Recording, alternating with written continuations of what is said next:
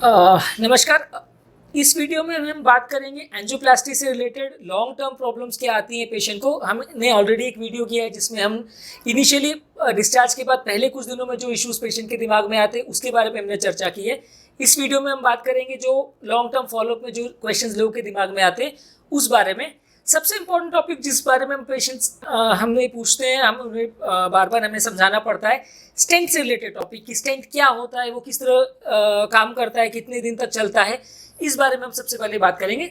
सबसे पहले क्या है कि लोगों को ये समझने की ज़रूरत है कि स्टेंट बेसिकली एक मेटल की ट्यूब होती है जो जिस तरह के पुराने बॉल पॉइंट पेन में एक स्प्रिंग होता था उस तरह की एक स्प्रिंग होती है जो बहुत महीन या बहुत फाइन मेटल से बनाई जाती है। ये मेटल को हम नॉर्मली बलून के ऊपर ये मेटल चिपका हुआ होता है और जब हम एंजियोप्लास्टी करते हैं तो हम वो बलून को फुलाते हैं तो वो मेटल हार्ट की नली में ब्लॉकेज की जगह पर बैठ जाता है, जिससे ब्लॉकेज और वो कचरा जो है वो साइड पर आ जाता है।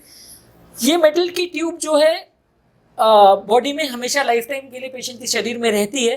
कभी कभार किसी किसी केस में इसमें रीब्लॉकेज आ सकता है। ज़्यादातर जिनमें भी रीब्लॉकेज आता है ये पहले 4 से 6 महीने के अंदर ही आता है।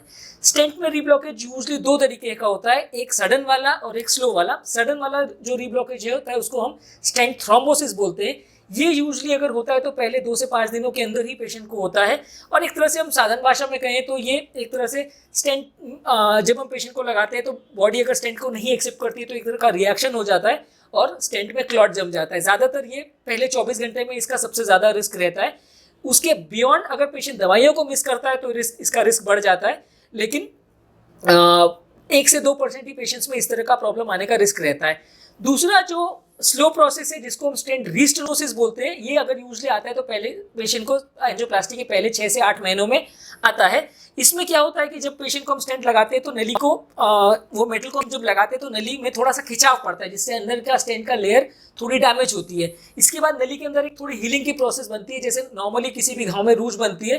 किसी किसी पेशेंट में ये रूज बनने की प्रक्रिया थोड़ी ज़्यादा प्रबल होती है तो स्टेंट में रीब्लॉकेज होने का चांस थोड़ा ज़्यादा होता है। ये रीब्लॉकेज का प्रोसेस जो है स्लो होता है, ज़्यादातर पेशेंट्स को पहले 6 से 8 महीने में होता है और इसका चांस लगभग 4 से 5% जैसा होता है। इस तरह के रीब्लॉकेज में पेशेंट को थोड़ा सांस फूलना और छाती में दर्द होने के जैसे सिम्टम्स होते हैं। अगर पेशेंट को स्टेंट में सडन क्लॉटिंग होता है तो सिम्टम्स लगभग हार्ट अटैक जैसे ही होते हैं। पेशेंट को सडन घबराहट, पसीना और उसी तरह के सिम्टम्स होंगे जैसा हार्ट अटैक के टाइम पे हुआ था। स्लो रीब्लॉकेज वाले केसेस में जहाँ पे अगर स्टेंट में धीरे धीरे करके रूज बनती है वहाँ पेशेंट को धीरे धीरे करके सांस फूलना या छाती में दर्द होने के जैसे सिम्टम्स होते हैं। इसमें हार्ट अटैक आ सकता है, लेकिन सडन हार्ट अटैक आने के चांस इस तरह के पेशेंट्स में थोड़ा कम होता है। पेशेंट्स का अगर यूजुअली हार्ट अटैक अगर स्टेंट क्लॉटिंग की वजह से होता है तो उसमें ये heart attack regular heart attack से भी थोड़ा ज़्यादा डेंजरस होता है, क्योंकि स्टेंट के सारे लेयर्स के बीच में इतना ज़्यादा क्लॉट जम जाता है कि जिसको एंजियोप्लास्टी के दौरान ट्रीटमेंट करना हमें थोड़ा मुश्किल पड़ता है। इसीलिए नेटिव वेसल के कंपैरिजन में स्टेंट का क्लॉटिंग से रिलेटेड अगर हार्ट अटैक होता है तो वो ज़्यादा डेंजरस होता है और उसमें जान का रिस्क कंपेरेटिवली थोड़ा ज़्यादा होता है। पेशेंट हमें पूछते हैं कि साहब हमें कैसे पता चलेगा कि स्टेंट पर प्रॉब्लम आ रही है। ज़्यादातर पेशेंट्स को अपने डॉक्टर को कोई भी अगर नया सिम्टम हो रहा है जिसमें कि अगर सांस फूल रही है, घबराहट हो रहा है, पसीना हो रहा है या इस तरह के छाती में दर्द हो रहा है, कोई भी अगर अनयूजुअल सिम्टम हो रहा है जो उनको लग रहा है कि हार्ट से रिलेटेड है तो उन्हें अपने डॉक्टर को रिपोर्ट करना चाहिए। और अगर सडन हार्ट अटैक का डाउट हो रहा है तो तुरंत हॉस्पिटल में आके एक ECG कराना चाहिए। ज़्यादातर इस तरह के केसेस को इस तरह के सिम्टम्स अगर आप अपने डॉक्टर को रिपोर्ट करते हैं तो टेस्ट के बेसिस पे डॉक्टर आपको जांच करके बता सकता है कि आपके स्टेंट में प्रॉब्लम आ रही है कि नहीं। रूटीनली हर पेशेंट का स्टेंट चल रहा है कि नहीं चल रहा वो देखने के लिए हम एंजियोग्राफी नहीं करते हैं, क्योंकि ऑब्वियसली स्टेंट में रीब्लॉकेज होने का चांस काफ़ी कम होता है, 2-3% केसेस में ही होता है। तो इसलिए हर पेशेंट का हम एंजियोप्लास्टी के बाद रूटीनली चेक एंजियो नहीं करते हैं। पर हाँ, अगर पेशेंट को सिग्निफिकेंट प्रॉब्लम्स लग रही है, सांस की तकलीफ हो रही है या एंजियोप्लास्टी से पहले जो उसके सिम्टम्स थे वो ठीक नहीं हो पाए हैं, उसको बार बार वही सांस का प्रॉब्लम हो रहा है, वैसे केसेस में हम टेस्ट करते हैं जैसे कि ECG है, इकोकार्डियोग्राम है, या सबसे इंपॉर्टेंट है हम ट्रेडमिल टेस्ट करते हैं। ट्रेडमिल टेस्ट में हम पेशेंट को स्ट्रेस करते हैं, उनके हार्ट को स्ट्रेस करते हैं, उनके पट्टे पर चलने को या केमिकल से द्वारा उनके हार्ट को स्ट्रेस करते हैं। अगर उसमें सिग्निफिकेंट ECG चेंजेस आते हैं या पैरामीटर्स चेंज होते हैं तो फिर हम पेशेंट का एंजियोग्राफी चेक करते हैं। रूटीन केसेस में हर पेशेंट का एंजियोग्राफी हम चेक नहीं करते।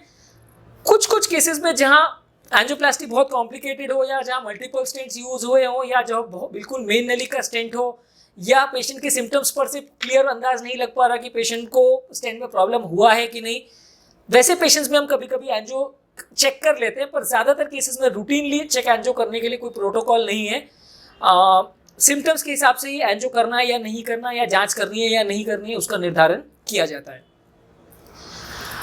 जब भी अगर पेशेंट को इस तरह के कोई अलार्मिंग साइंस दिख रहे हैं या उसको ऐसा लग रहा है कि उसको कुछ प्रॉब्लम आ रही है या हार्ट अटैक होने का चांस लग रहा है, तो उसको तुरंत जो नज़दीकी हॉस्पिटल है जहाँ हार्ट के रिलेटेड कोई भी फैसिलिटीज़ अवेलेबल है या जहाँ ईसीजी अवेलेबल है, वहाँ पर जाना चाहिए और जिस डॉक्टर ने उनका एंजियोप्लास्टी किया है उससे as early as possible consult करना चाहिए।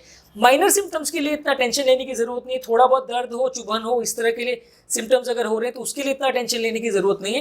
पर हाँ, अगर पेशेंट को काफ़ी डाउट लग रहा है और पेन सीवियर जो सिम्टम्स है वो बहुत ज़्यादा सीवियर है, ज़्यादा प्रॉब्लमैटिक लग रहा है, तो फिर उसे डॉक्टर को जितना जल्दी हो कंसल्ट करना चाहिए। ये स्टेंट रिलेटेड प्रॉब्लम ज़्यादातर उन पेशेंट्स में आते हैं जिसमें पेशेंट को या तो उम्र ज़्यादा हो, नलियों में बहुत ज़्यादा कैल्शियम हो, डायबिटीज़ हो, प्रेशर हो, या उनको कोई व्यसन हो। इस तरह के पेशेंट, उनकी लाइफस्टाइल अच्छी नहीं हो, वजन बहुत ज़्यादा हो, चिड़चिड़ापन वगैरह की आदत हो, इस तरह के पेशेंट्स को स्टेंट रिलेटेड प्रॉब्लम्स होने का चांस ज़्यादा होता है।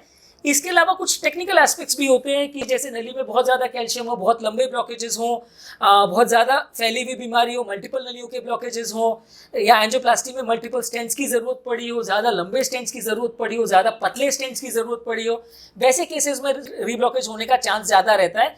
एंजियोप्लास्टी के दौरान ज़्यादातर कार्डियोलॉजिस्ट आपको इस बारे में बता ही देते हैं कि आपकी एंजियोप्लास्टी सिंपल थी या टफ थी। सिंपल एंजियोप्लास्टीज वाले केसेस में प्रॉब्लम्स आने का चांस कंपेरेटिवली काफ़ी कम होता है।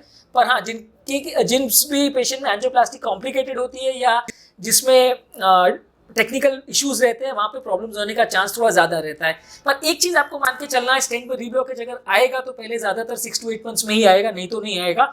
हाँ, 10-15 साल के बाद कोई नया ब्लॉकेज डेवलप हो सकता है कि फिर से खान पीने का ध्यान नहीं रखें, नया कोलेस्ट्रॉल जमा होने की वजह से ब्लॉकेज डेवलप हो जाए, तो वो 5 से 10 साल के बाद हो सकता है। पर वो स्टेंट रिलेटेड ब्लॉकेज में नहीं आता, वो एक तरह से नया ब्लॉकेज है कि उसी जगह पे कोई दोबारा ब्लॉकेज या नई जगह पे नया ब्लॉकेज डेवलप हो सकता है। स्टेंट रिलेटेड इश्यूज ज़्यादातर जिन लोगों को लाइफस्टाइल रिलेटेड प्रॉब्लम्स है या जिन लोगों के टेक्निकल इश्यूज है उनमें ही ज़्यादा देखने को मिलता है। सिंपल एंजियोप्लास्टी वाले पेशेंट्स में प्रॉब्लम होने का चांस 1-2% से भी कम रहता है।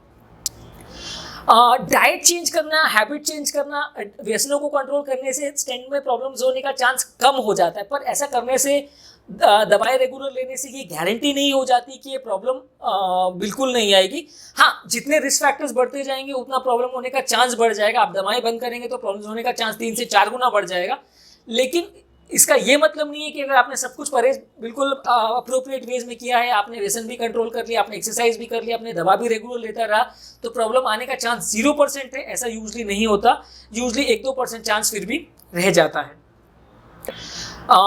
कई लोग पेशेंट पूछते हैं कि सब अगर डाइट कंट्रोल करने से और व्यसन कंट्रोल करने से प्रॉब्लम होने का रिस्क बिल्कुल 0 नहीं होता, तो इनको करने का इतना मतलब क्या है, इसको इतना स्ट्रिक्टली फॉलो करने का मतलब नहीं है, ऐसा कई लोग पूछते हैं। पर ज़्यादातर इन लोगों को हम यही कह सकते हैं कि जितनी आपकी आदतें खराब है या जितना आप ध्यान नहीं रखेंगे उतना प्रॉब्लम्स होने का चांस बढ़ जाएगा। ये इस तरह से है कि जैसे नाली में कचरा जमा हो गया, हमने एक बार उसको सफाई कर दी, लेकिन आप बार बार कचरा डालने की अपनी आदत बदलेंगे नहीं, तो बार बार उसमें ब्लॉकेज डेवलप होते जाएगा और हर 2-4 साल 5 साल में नया ब्लॉकेज क्रिएट हो जाएगा, जिसके लिए हमें बार बार एंजियोप्लास्टी करनी पड़ेगी। आपको आपकी आदतें बदलनी पड़ेंगी, आपको अपना बिहेवियर चेंज करना पड़ेगा, आपको अपनी डाइट्स और लाइफस्टाइल पर कंट्रोल करना पड़ेगा, तो ही नया ब्लॉकेजेस डेवलप होने का चांस कम किया जा सकता है। 0 नहीं किया जा सकता, पर हाँ सिग्निफिकेंटली इसे कम किया जा सकता है।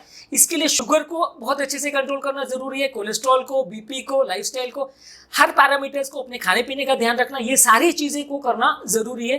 तभी हम रीब्लॉकेज होने का चांस को सिग्निफिकेंटली कम कर सकते हैं। सिर्फ दवा लेने से और बाकी चीज़ों का ध्यान नहीं रखने से इसको प्रॉब्लम को पूरी तरह से कंट्रोल नहीं किया जा सकता।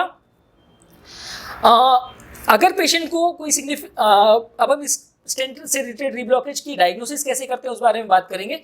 अगर पेशेंट को कोई भी डाउट लग रहा है तो उसे अपने डॉक्टर को रिपोर्ट करना चाहिए। सबसे पहले डॉक्टर अगर सिग्निफिकेंट उसे प्रॉब्लम लग रही है तो एक ईसीजी यानी इलेक्ट्रोकार्डियोग्राम करता है। ईसीजी के बेसिस पे 100% कह पाना मुश्किल है कि स्टेंट में कोई प्रॉब्लम हुआ है या नहीं हुआ है, पर हाँ अगर ईसीजी में कोई सिग्निफिकेंट चेंजेस आ रहे हैं तो डॉक्टर आपका ट्रेडमिल टेस्ट या एंजियोग्राफी प्लान कर सकता है। ज़्यादातर ये डिसीजंस एक टेस्ट के बेसिस पे कर पाना मुश्किल होता है, पर अगर मल्टीपल पैरामीटर्स आपके गड़बड़ आ रहे हैं, आपको सिम्टम्स बहुत ज़्यादा हो रहे हैं, ईसीजी इको में पैरामीटर्स गड़बड़ आ रहे हैं, ट्रेडमिल टेस्ट में प्रॉब्लम आ रही है, तो फिर वैसे केसेस में हमें एंजियोग्राफी करना पड़ता है। अगर किसी पेशेंट को कोई सिम्टम नहीं है, कोई प्रॉब्लम नहीं है, तो वैसे केसेस में रीब्लॉकेज हुआ है या नहीं ये देखने के लिए एक रूटीन एंजियोग्राफी हम 6 to 8 मंथ्स के बाद करते हैं। रूटीन ट्रेडमिल टेस्ट हम 6 to 8 मंथ्स के बाद करते हैं। अगर ये ट्रेडमिल टेस्ट में कुछ सिग्निफिकेंट चेंजेस आते हैं और ऐसा हमें डाउट होता है कि पेशेंट का ब्लॉकेज कुछ हुआ है, तभी हम पेशेंट का एंजियोग्राफी करते हैं। उसके बाद हम ये ट्रेडमिल टेस्ट को हर साल 2 साल के बाद रिपीट करते हैं। हर साल 2 साल ट्रेडमिल टेस्ट रिपीट करने से कोई भी अगर नया ब्लॉकेज डेवलप होता है तो पेशेंट को पहले पता चल जाता है और अगला हार्ट अटैक आने से पहले हम उसे ट्रीटमेंट कर सकते हैं। ये ट्रेडमिल टेस्ट जो हम करते हैं यानी स्ट्रेस टेस्ट जिसे हम कहते हैं, ये टेस्ट करने से 100% गारंटी नहीं हो जाती कि ब्लॉकेज कोई हुआ है या कोई प्रॉब्लम तो नहीं है। ये टेस्ट का प्रेडिक्टिव वैल्यू लगभग 80% जैसा रहता है। 10-20% केस में फिर भी इसमें मिस हो सकता है। 100% गारंटी तो खाली एंजियोग्राफी में ही होती है, पर लेकिन क्योंकि एंजियोग्राफी एक इन्वेजिव टेस्ट है, इसके लिए बार बार पेशेंट को एडमिट करना पड़ता है, तो छोटे मोटे सिम्टम्स में या जहाँ बिल्कुल डाउट नहीं है वहाँ हम रूटीनली एंजियोग्राफी नहीं करते हैं।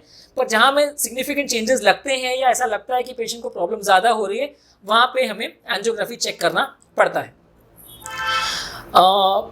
अगर स्टेंट में रीब्लॉकेज हो तो इसको ट्रीटमेंट कैसे किया जाएगा? अगर किसी भी पेशेंट को स्टेंट में रीब्लॉकेज आता है तो स्टेंट को निकाला या बदला नहीं जाता है। पहले की स्टेंट पर अगर कुछ कचरा या रीब्लॉकेज हुआ है तो उस पर दोबारा से स्टेंट या बलून करके उसको खोला जा सकता है। स्टेंट एक बार अगर डिप्लॉय हो गया, एक बार अगर नली के अंदर चला गया तो उसे इवन सर्जरी करके भी हम उसे बाहर नहीं निकाल सकते, वो अंदर फिट हो जाता है, वो हिलता नहीं है। तो इसलिए कई लोगों को दिमाग में ये डाउट रहता है कि स्टेंट को कितने साल में चेंज करना पड़ता है या उसको वो बैटरी जैसा होता है क्या, उसको बदलने की ज़रूरत पड़ती है क्या? ऐसा यूजली नहीं है। स्टेंट एक बार अगर सेट हो गया तो उसको कैसे भी करके निकाला नहीं जा सकता। अगर प्रॉब्लम आती है तो उसके ऊपर से दूसरा स्टेंट लगाया जा सकता है। 2 से 3 बार इस तरह की चीज़ों को हम कर सकते हैं। पर हाँ, अगर किसी पेशेंट को बार बार रीब्लॉकेज आ रहा है, एक बार स्टेंट किया रीब्लॉकेज आया, उसके बाद दोबारा करने के बाद फिर भी रीब्लॉकेज आ रहा है, बॉडी स्टेंट एक्सेप्ट नहीं कर रही है, वैसे पेशेंट में फिर हमें बाईपास सर्जरी की ज़रूरत भी पड़ सकती है। पर रूटीन केसेस में अगर थोड़ा ब्लॉकेज हो तो हम यूजुअली उनको, अगर पेशेंट को ज़्यादा तकलीफ नहीं हो तो दवा पर भी चलने देते हैं। 70% से ज़्यादा अगर रीब्लॉकेज हो पेशेंट को नली में या स्टेंट वाले सेगमेंट में, तो ही हम उसमें एंजियोप्लास्टी या दोबारा ट्रीटमेंट करते हैं। या पेशेंट को बहुत ज़्यादा सिम्टम्स हो जो कि दवा से कंट्रोल ना हो, अगर 20-30% अगर स्टेंट में माइनर रीब्लॉकेज है या थोड़ा सा प्लाक उसमें जमा हुआ है, तो उसके लिए हम दोबारा एंजियोप्लास्टी नहीं करते हैं। दोबारा अगर हम एंजियोप्लास्टी किसी पेशेंट का करते हैं और उसमें अगर हमें बेटर रिजल्ट चाहिए, हमें ज़्यादा गारंटी चाहिए कि दोबारा रीब्लॉकेज ना आए, तो कुछ इमेजिंग टेक्निक्स आती हैं, जैसे इंट्रावैस्कुलर अल्ट्रासाउंड OCT करके ये टेक्निक्स आती हैं, जिसमें हम स्टेंट का साइजिंग और स्टेंट रिलेटेड इशू को ज़्यादा बेटर असेस कर सकते हैं एडवांस टेक्निक्स के द्वारा। इससे दोबारा रीब्लॉकेज होने का चांसेस कंपेरेटिवली थोड़ा कम किया जा सकता है। हाँ, लेकिन ये भी 100% गारंटी नहीं करता कि दोबारा तकलीफ नहीं आएगी। ऑब्वियसली ये टेक्निक्स हम रूटीन केसेस में हर बार नहीं यूज़ कर सकते क्योंकि ये थोड़ी सी कॉस्टली मशीन्स होती हैं। तो सिलेक्टिव केसेस में जहाँ पे हमें ज़्यादा डाउट लगता है कि प्रॉब्लम्स होने का चांस है और इमेजिंग टेक्निक्स को यूज़ करने से ज़्यादा फ़ायदा मिलेगा, वहाँ पे ही हम इनको यूज़ करते हैं। अगला टॉपिक जिस बारे में हम बात करेंगे कि हार्ट अटैक के बाद व्यक्ति को लगता है कि उसको लॉन्ग टर्म दोबारा प्रॉब्लम होने का, दोबारा हार्ट अटैक होने का या जान जाने का रिस्क है या नहीं, ये कैसे पता करेंगे, यानी कि रिस्क स्ट्रैटिफिकेशन हम कैसे करेंगे। लोगों के दिमाग में कॉमन जो भ्रांति रहती है कि हार्ट अटैक था, नली बंद थी, हमने स्टेंट डाल दिया, नली खुल गई, अब सब कुछ नॉर्मल हो गया। ऐसे लोगों को मैं यही कहना चाहूँगा कि सब कुछ नॉर्मल नहीं कर सकता डॉक्टर। अगर आपकी नली में ब्लॉकेज है तो उसको हमने ब्लॉकेज खोल के स्टेंट डाल के नली को खोल दिया है, लेकिन हार्ट अटैक की वजह से जो टिश्यू डैमेज हुआ, जो स्नायु बिगड़ गया, वैल्व खराब हो गया, ये सब चीज़ों को हम नॉर्मल नहीं कर सकते। धीरे धीरे करके इनको दवा से हम नॉर्मल करने की कोशिश करते हैं, पर हार्ट अटैक के बाद जो डैमेज हो गया वो पूरी तरह रिकवरेबल नहीं होता। इसीलिए कहा जाता है कि ट्रीटमेंट जो है वो हार्ट अटैक आने से पहले अगर किया जाए तो रिजल्ट ज़्यादा अच्छे आते हैं as compare to heart attack आने के बाद, क्योंकि हार्ट अटैक आने से पहले अगर हम एंजियोप्लास्टी करते हैं तो टिश्यू डैमेज नहीं होता, जो ब्लॉकेज होता है उसे हम अगर खोल देते हैं तो लाइफ हमेशा के लिए पूरी तरह नॉर्मल हो जाती है, रिस्क काफ़ी कम हो जाता है। पर हार्ट अटैक आने के बाद ये डिफरेंस हो जाता है कि जो टिश्यू डैमेज हो गया है, जो स्नायु मर गया, उसको हम वापस जिंदा नहीं कर सकते, वो डैमेज परमानेंट ही रहता है। अलग अलग केसेस में कितना डैमेज हुआ इसके हिसाब से लोगों का लॉन्ग टर्म रिस्क डिसाइड होता है। जिन लोगों को बहुत मैसिव हार्ट अटैक होता है, हार्ट ज़्यादा डैमेज हो गया, उनको लॉन्ग टर्म रिस्क भी ज़्यादा रहता है और दोबारा प्रॉब्लम होने का चांस भी ज़्यादा रहता है। जिन लोगों को माइनर अटैक होता है, हार्ट का टिश्यू लगभग नॉर्मल होता है, पंपिंग हार्ट का लगभग नॉर्मल होता है, उसको कंपेरेटिवली इससे रिस्क भी काफ़ी कम रहता है। लोगों के लिए जानना ज़रूरी इसीलिए है क्योंकि लोगों को ऐसा लगता है कि अगर हार्ट अटैक के बाद या एंजियोप्लास्टी के बाद कोई भी अगर ट्रीटमेंट उन्होंने करवा लिया तो उसमें सब कुछ अब नॉर्मल हो जाना चाहिए, और उसके बाद अगर कोई भी प्रॉब्लम हुआ तो उसमें उनको लगता है कि डॉक्टर ने कुछ स्टेंट अच्छे से नहीं डाला या स्टेंट प्रॉपर क्वालिटी का नहीं था, इसलिए प्रॉब्लम हुई। मैंने आपसे ऑलरेडी डिस्कस किया कि इवन बेस्ट क्वालिटी स्टेंट्स के साथ भी रूटीन एंजियोप्लास्टी में भी 4 से 5% रीब्लॉकेज का चांस रहता है, सारे परहेज और दवाओं को प्रॉपरली फॉलो करने के बाद भी। तो इसीलिए हमें ये इस चीज़ों को ध्यान में रखना है, और थोड़ा बहुत रिस्क जो है पहले 6 से 8 महीने उस टाइम पर हमें कोई भी अगर प्रॉब्लम हो तो डॉक्टर को रिपोर्ट करना है, ताकि बड़ी प्रॉब्लम होने से पहले डॉक्टर उसे डिटेक्ट कर सके और टाइम पर ट्रीटमेंट कर सके।